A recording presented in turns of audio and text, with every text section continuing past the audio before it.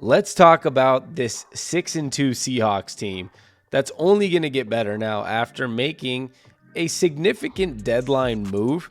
I mean, this wasn't, going and getting Myles Garrett or Max Crosby, but those are somewhat of those unrealistic moves that teams sometimes just hope for, or fans of teams hope for. But the Seahawks actually went out and made an impactful move that made sense and that didn't give up something huge in return. We're 6-2, looking like one of the best teams in football, number 2 on PFF rankings. Even right now, the NFL power rankings, like NFL Twitter, NFL.com, put the Seahawks at number 1 in the entire NFL. I think over this last week or two, or 3, I guess, after the bye week, you've come to the realization that the Seahawks are probably better than teams like the Colts. They're probably better than some of these teams that are good, but don't always show up, like the Packers, Lions, even the Chiefs. Now, there's a couple teams up there that I would probably put ahead of the Seahawks. I would still leave the Rams ahead of them until we face off, and I think that's going to be the true testament of who's the best team right now in the NFC between the Rams and the Seahawks. And maybe a team like the Bills or whoever. I'm not really trying to make my own power rankings, but the Seahawks will sit on number 1 on some power rankings. They'll be at number 8 on some. There's still some questions there. But what they did here for the offense is humongous. They went and traded for Shaheed from the Saints, and it's not the biggest pop of a name. You're not trading for A.J. Brown. You're not trading for whatever. But that's not what they needed. They needed a piece like this, a speed guy. We're going to get a lot of long balls going his way, and you need that aside with JSN.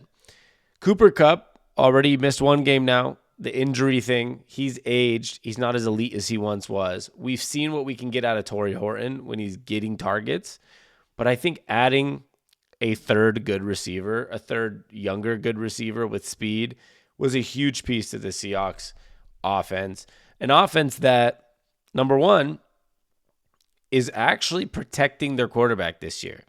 They are one of the best pass protection offensive lines in football, which I don't think you've been able to say for the last 10, 15 years for the Seahawks. So the offense is already good on that front.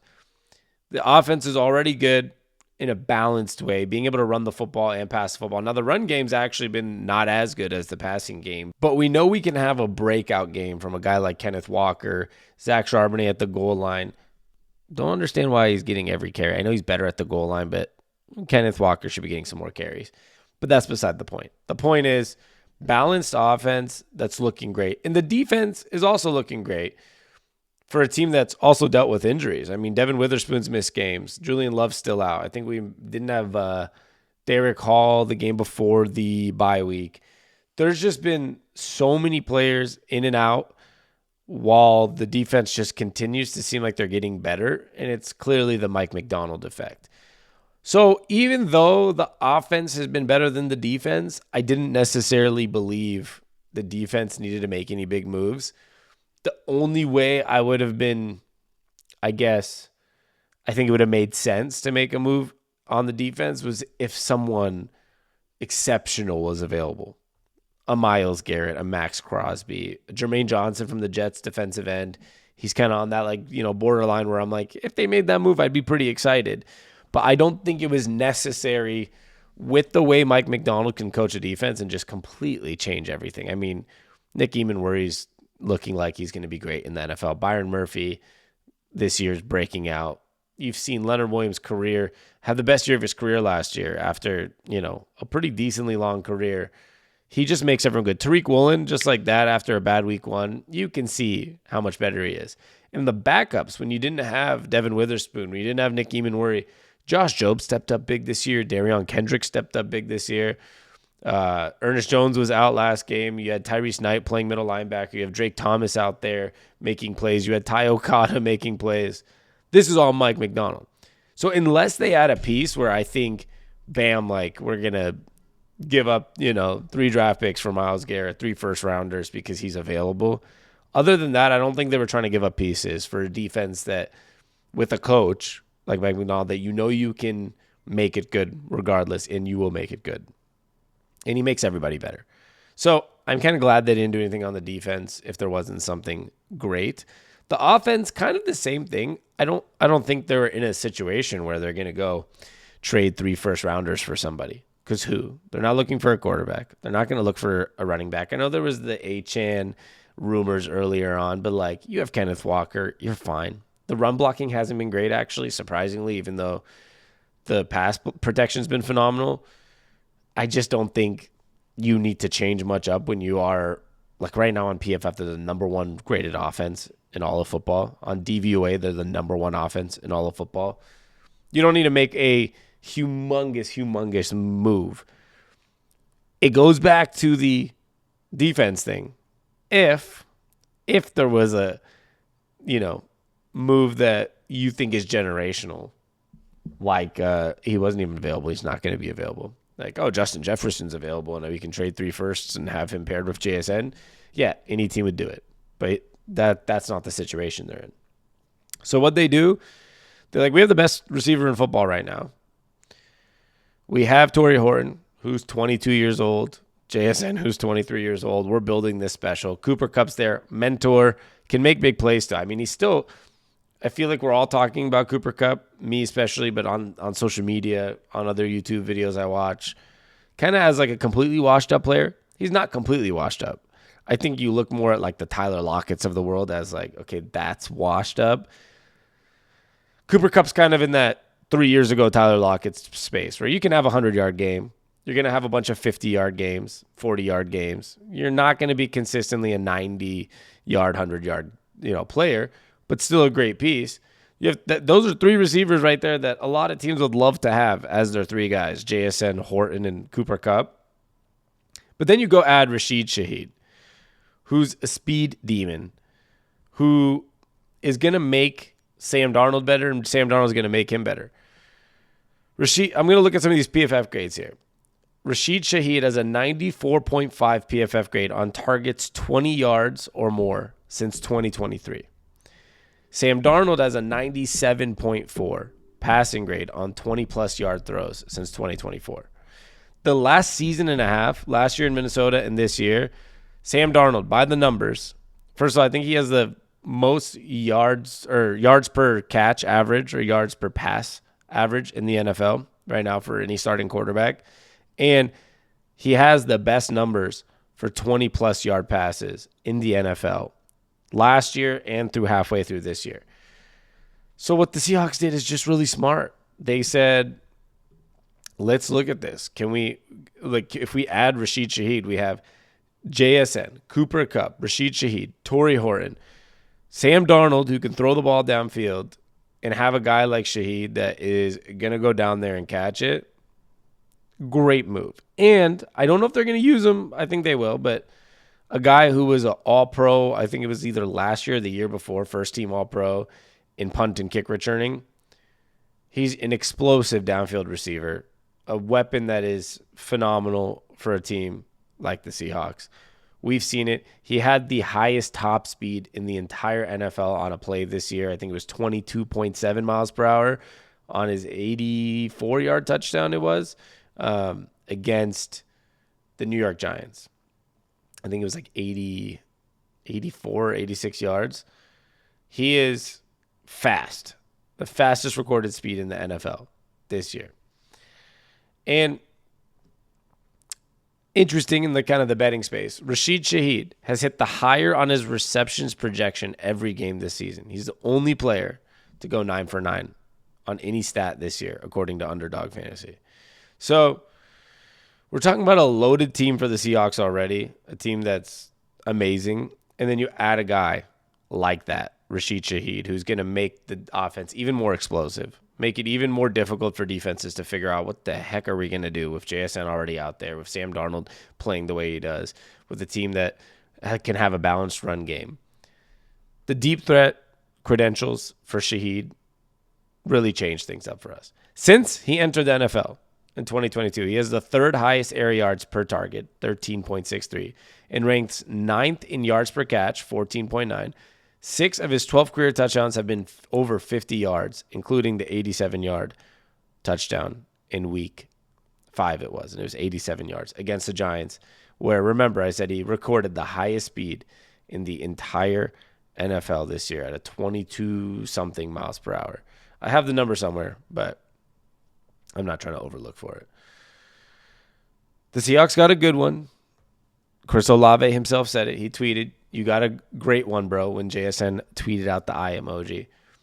And it's something that gets me really excited. We've mentioned it. Some power rankings have us, the NFL.com power rankings have us at number 1 in the NFL.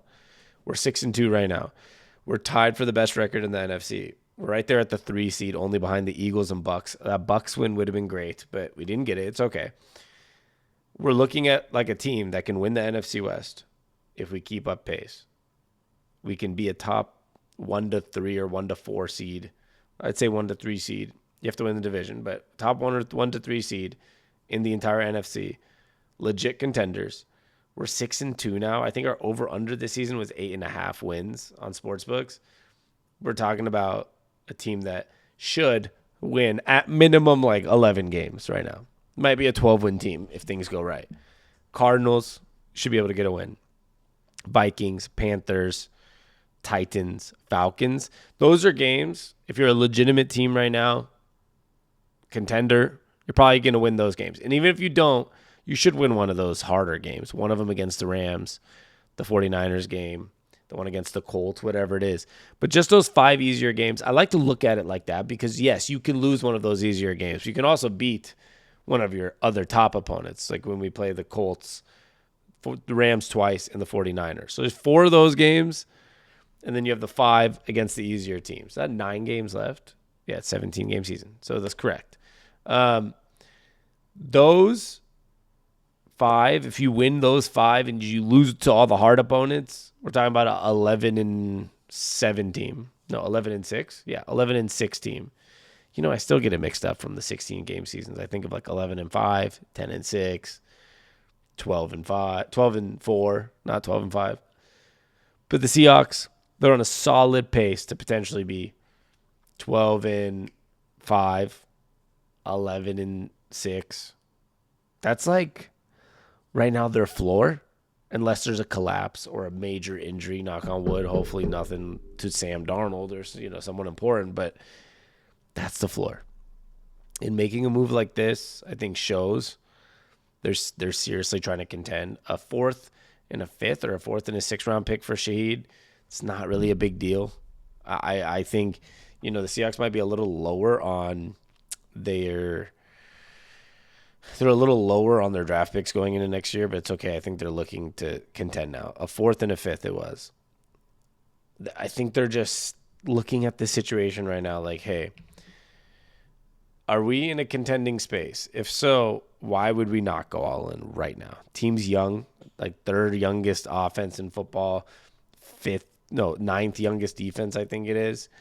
A bunch of players under 29 years old, and a situation where you're 6-2,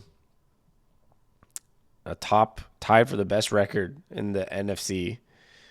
There's no reason not to go for it right now. I mean, look at that. They have the 2nd best point differential in the NFC, 82 for the Rams, 81 for the Seahawks. Both have won 3 games in a row. There's no reason not to go for it right now. There's not many teams that scare me in the top of the NFC. I'm not saying none of these teams are good. I think they're just as good as us. The Lions are the 7th seed right now. Beatable. 49ers, beatable. Packers, beatable. Rams, beatable. Buccaneers, beatable. We lost to them on, the last minute Sam Darnold interception. Could have won that game. Eagles, beatable. Can we lose to all those teams?